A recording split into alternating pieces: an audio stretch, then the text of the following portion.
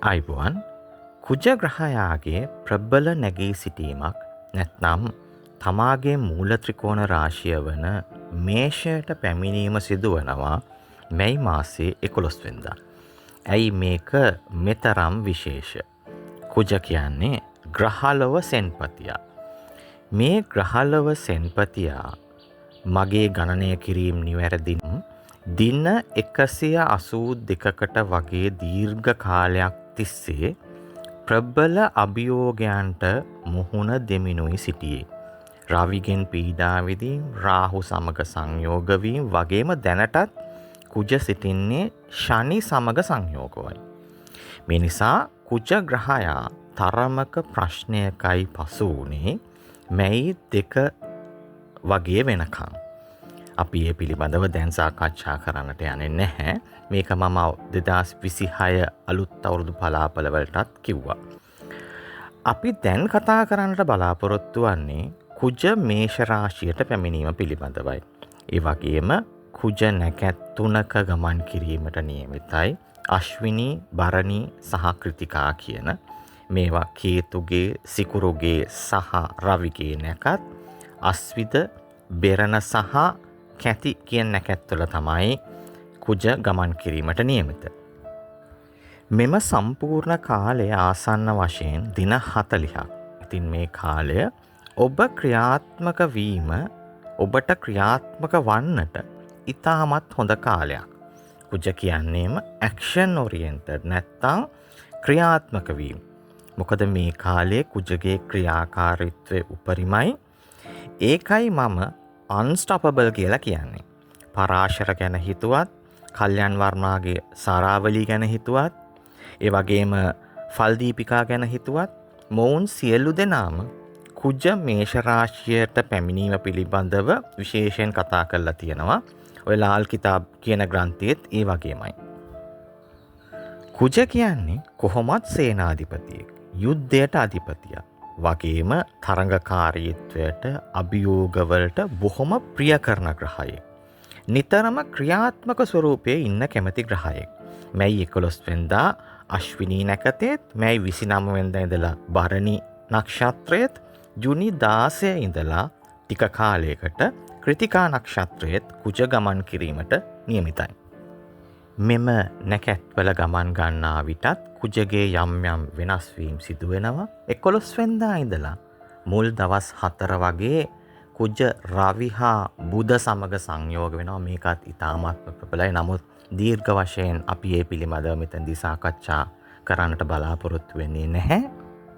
අපි එක් එක් ලග්න හිමියන්ට මේ කුජගේ මේෂ රාශිගත වීම මොන වගේ කියලාද බලන්න කලින් ඔබ අපිව තාමත් සබ්ස්ක්‍රයිබ් කරලා නැත්නම් අපිවත් සබ්ස්ක්‍රයිබ් කරගෙනම ඉදිරියට යමු.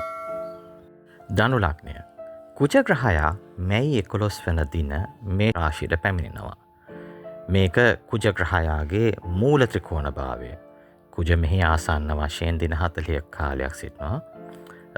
ජූනි 20 වෙනිදා දක්වා. කුජ බලවත් වෙනවා කියන්නේ ශක්තියින් වල වර්ධනයක් වගේම ගන්නා උත්සාහයන් වල පලදරන බවකුයි. මේක තමයි සාමාන්‍ය තත්ත්වය. කුජ කියන්නේ ඔබගේ පස්වැන්න අධිපතියා. මේක අනාගතය ගැන කියවෙන භාවය, අනාගත සැලසුම්, අනාගතයේ උදෙසා ගන්නා ක්‍රියාමාර්ග. මේක රාජ්‍ය භාවයක්. මේ නිසා බලය පෙන්눔 කරනවා. ඒ වගේම කුජ කියන්නේ 12 වැන්නේ අධිපතියා. වැය භාවය, නැතිවීම. ඔබගේ ඉහළ ආත්ම විශ්වාසය, සබ්කොන්ෂස් මයින්ඩ් එක, ඔබගේ පරිත්‍යාගශීලීත්වය නියෝජනය කරන භාවය. 12 වැන්නේදී තරමක් කුජ නියුට්‍රල් වගේම 5 වැන්නේදී කාරකයි කියලා කියන්නත් පුළුවන්. මේ නිසා කුජ කියන්නේ ඔබට ඉතාමත්ම වැදගත් ග්‍රහයෙක්. ඒ වගේම කුජ ඔබගේ ලග්නාධිපති ගුරු සමග සම්බන්ධයක් ආරම්භ කරනවා ජූනි 2 වෙනිදා සිට. ඒ ගුරු ඔබගේ 8 වැන්නට ගෝචර වීමත් සමගයි. කුජ කියන්නේම අග්නි තත්ත්වය. මේෂය කියන්නේ ඒ වගේම අග්නි තත්ත්වය බහුල රාශියක්. මේ නිසා ඉතා හොඳින් තමන් හයිඩ්‍රේට් වෙලා නැත්නම් ඇඟ වියලෙන්න දෙන්නේ නැතුව තබා ගැනීම වැදගත්. අවශ්‍ය ප්‍රමාණයට ජලය පානය කරන්න. නැත්නම් මේක වක්‍රව ඔබගේ සෞඛ්‍යයට බලපෑමක් එල්ල කරන්නට පුළුවන්. ප්‍රබල ග්‍රහයෙකුගේ විශේෂයෙන් ඔය ත්‍රිකෝණස්ථානයකට වෙන ආගමනය යහපත්. මෙය නැත්තම් මෙම ග්‍රහමාරුව ආර්ථික වශයෙන් යහපත් වුණත් තරමකාර මමත්වය ඉස්මතු කරන කිරීමේ හැකියාවක් තිබෙනවා. මේ නිසා ඇතැම් ඔය ඔබගේ ඇතැම් කඩියුම් කරා ගමන් ගන්නා විට මෙය ප්‍රශ්නයක් වන්නට පුළුවන්. එසේ වෙතත් ඉලක්ක කරා යෑමට බාධාවක් වන්නට කිසිම කාරණයක් මේ අවස්ථාවේ නැහැ, හැකියාවකුත් නැහැ.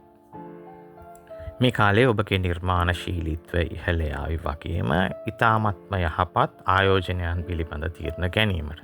නමුත් ඔය කෙටි කාලන ටිකක් අර අවදානම් සහිත ආයෝජන ගැන ටිකක් කලින් හිතා බලලා නැත්තම් හොඳ අධ්‍යයනයකින් පසුව ආයෝජනයන් කරන එක හොඳයි. මොකද කුජ 5 වැන්න ඉඳලා 11 වැන්න වගේම 12 වැන්නක් දකින්න. මේ දෘෂ්ටීන් පිළිබඳ ඇතැම් අයට ප්‍රශ්න තියෙනවා. ඔව් සප්තම දෘෂ්ටිය දුර්වල තමයි. ඒ දෘෂ්ටිය ශක්තිමත් වන්නේ මොන වගේ අවස්ථාවන් වලද කියලා මම ඔයගොල්ලන්ට කලින් වීඩියෝස් වල කියලා තිබුණා. ඒ පිළිබඳ පුළුවන් වුණොත් මම වෙනම වීඩියෝ එකක් කරන්නම්.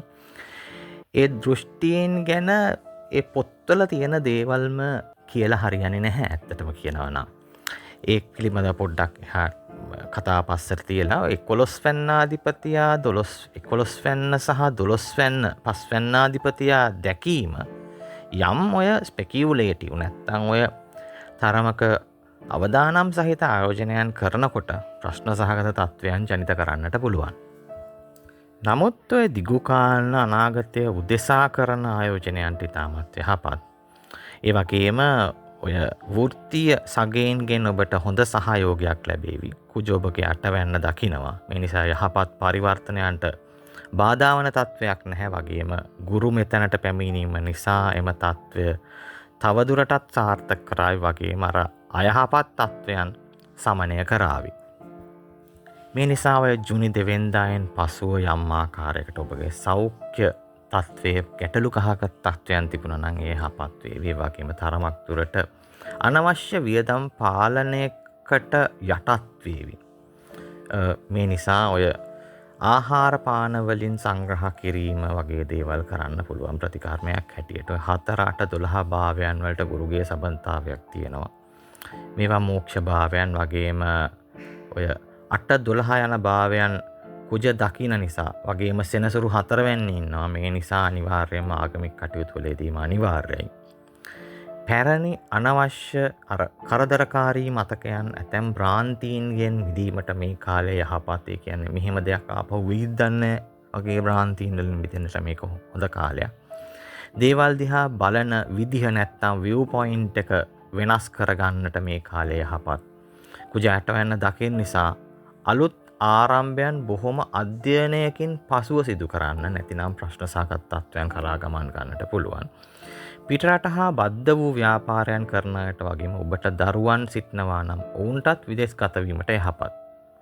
අමතක වන්නට කලින් කියන්නට අවශ්‍ය. ඔබට යම් ප්‍රශ්නයක් තියෙනවා නම් අක්මාව ආශ්‍රිතව අතිශයින් කල්පනාකාරී වෙන්න.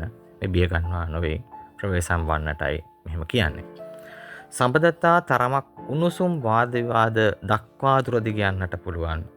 ඔබගේ සමාජ වටපිටාවේ ඔබට ඉදිරිවාස්ගම් කළ අය සිටිනවා නම් ඔවුන්ට මේ කාලයේ තරම් හොඳ තත්වයක නැහැ. ඔවුන්ටත් ප්‍රශ්න ඇති වෙන්න පුළුවන්. කලින්ම මොකද කුජ කියන ග්‍රහය කොහොමද බොහොම අවට පිළිබඳ විමසිල්ලෙන් ඉන්න කෙනෙක්. ඒ නිසා ඒ වගේ කරුණු එළිවීමේ හැකියාවක් තිබෙනවා.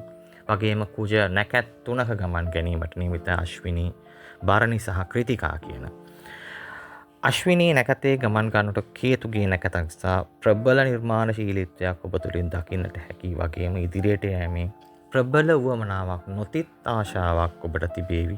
ඒ වගේම භරණී නැත්තම් සිකුරුගේ නැකතක ගමන් ගන්නා විට තරමක් සබඳතා අභියෝගයෙන් ලක්වන්නට පුළුවන්.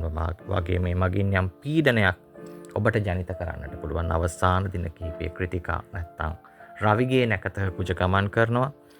ඔබ බොහොම පිළිවෙල වේවි, ස්ථාවර වේවි, දැඩි විනයකින් යුතුව කටයුතු කරා මේක ඉතාමත්ම යහපත්. ආගමික කටයුතු වලින් පසුව දිගින් දිගටම හනුමන් චාලිසාවට සවන් දෙන්න. මෙමකින් ප්‍රතිඵල වඩාත් යහපත් කර ගැනීමේ හැකියාවක් ඔබට තිබෙනවා.